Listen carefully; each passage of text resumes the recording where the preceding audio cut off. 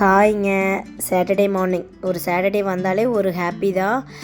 ஸ்லோவாக தான் டேவே ஸ்டார்ட் ஆகும். அந்த மாதிரி தான் காலையில் டிஃபனெல்லாம் சாப்பிட்டுட்டு ஸ்ட்ராங்காக ஒரு காஃபியும் போட்டு குடிச்சிட்டு ஒரு 10:30க்கு மேலே தான் வேலை செய்யவே ஸ்டார்ட் பண்ணேன். ஃபஸ்ட்டு மாடுகளுக்கெல்லாம் பஞ்சு போட்டு விட்றலான்னு சொல்லிட்டு அந்த வேலையை தான் செஞ்சுட்டு இருந்தேன். பஞ்சை போட்டு தண்ணியெல்லாம் ஊற்றி தலையில் கலக்கி வச்சுட்டா மாமா மாட்டெல்லாம் பிடிச்சி கட்டி அதுக்கப்புறமா கட்டுத்தரையில் கொண்டே கட்டி மலம்பில் எடுத்து போட்டுருவாங்க. நான் அந்த பஞ்செல்லாம் போட்டு கலக்கிட்டு போட்டு வந்துட்டு மலம்பில் வெட்டி வச்சிடலான்னு சொல்லிட்டு அந்த வேலையை தான் செஞ்சுட்டு இருந்தேன். மலம்பில் ஸ்டார்டிங்லேருந்து வெட்ட வரைக்கும் எந்த பிரச்சனையும் இல்லை. கடைசி கட்டை வெட்டும் போது கரெக்டாக விரலுக்கு பட்டுருச்சு.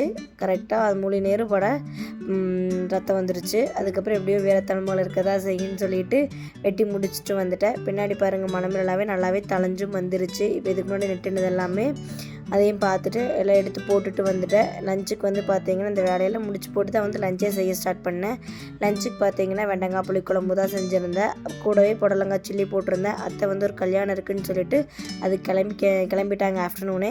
ஸோ எங்கள் 3 பேர்த்துக்கு மட்டும்தான். ஸோ சிம்பிளாகவே செஞ்சுட்டேன். பல்லேரி வெங்காயம், தக்காளி, பூண்டு, வரமிளகாய், கருகாப்பில் நல்லா வணக்கிட்டு கொஞ்சமாக தேங்காயும் கறி மசால் தூளும் போட்டு அரைச்சி ஊற்றி வெண்டங்காயம் நல்லா வதக்கி விட்டு அதுக்கப்புறம் அரைச்சி ஊற்றி தான் வச்சுருந்தேன். அதுக்கப்புறம் புடலங்காய் சில்லியும் சிம்பிளாக போட்டு எடுத்து செஞ்சாச்சு. சூப்பராக சாப்பிட்டு டேவை முடிச்சிட்டோம். உங்களுக்கும் சாட்டர்டேனா எப்படி போகும்னு சொல்லி கமெண்ட் பண்ணுங்கள்.